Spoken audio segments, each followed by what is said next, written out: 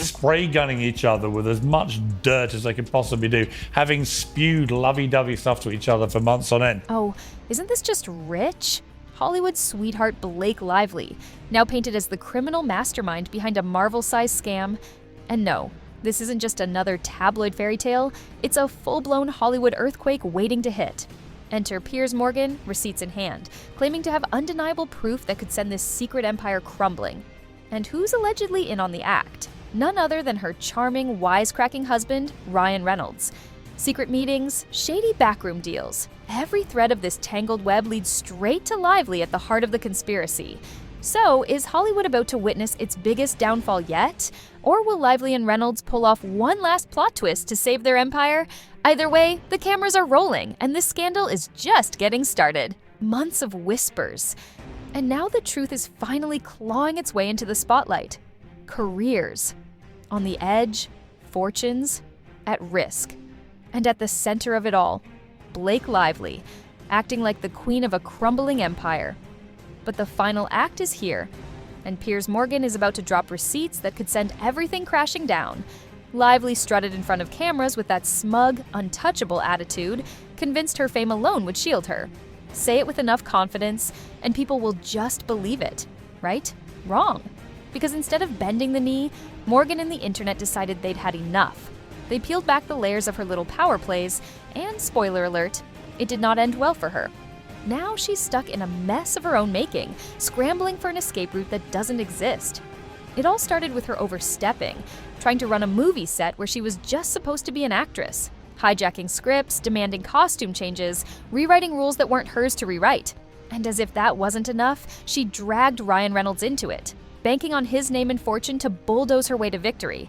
But reality didn't play along, and her grand plan flopped.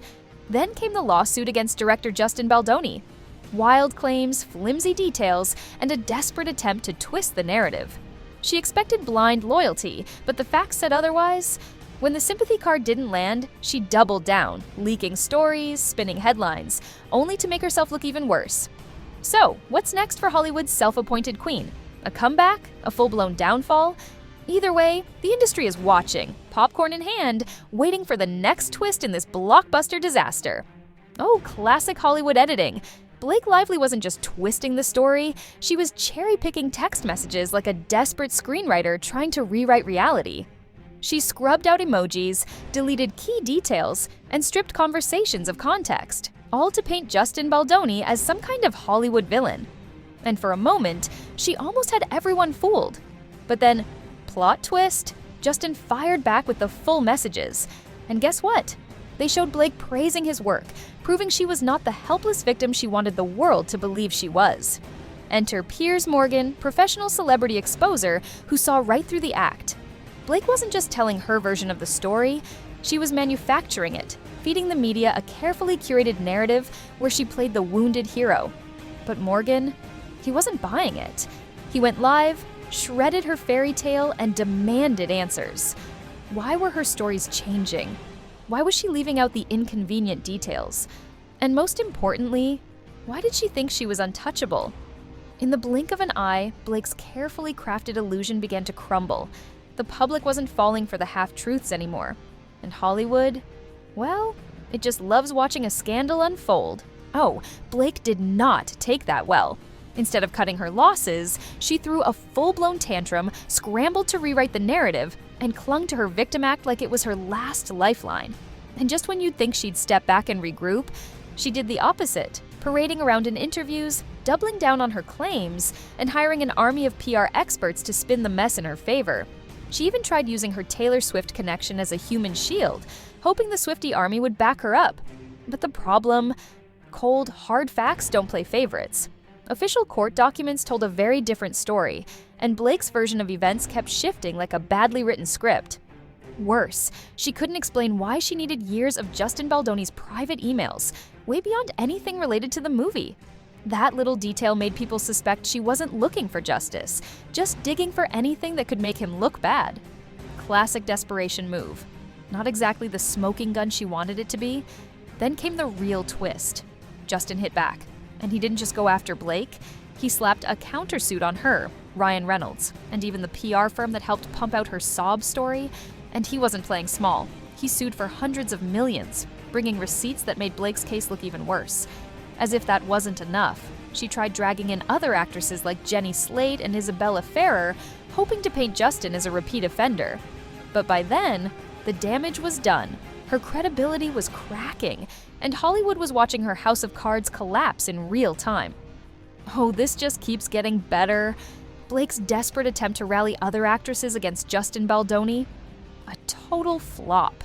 Not only did they refuse to back her up, one of them even thanked Justin for making her feel comfortable on set. Talk about a backfire. Instead of proving her case, Blake just ended up looking like she was manufacturing drama to sabotage Justin's career. And just when you thought the mess couldn't get any messier, enter Ryan Reynolds. At first, Ryan and Justin were on great terms. Texts showed Ryan praising him, calling him a great guy. But the second Blake launched her accusations, Ryan suddenly flipped. No questions, no hesitation, just blind loyalty to his wife, even as the evidence against her piled up. Hollywood insiders started whispering that Ryan wasn't just being supportive, he was scared.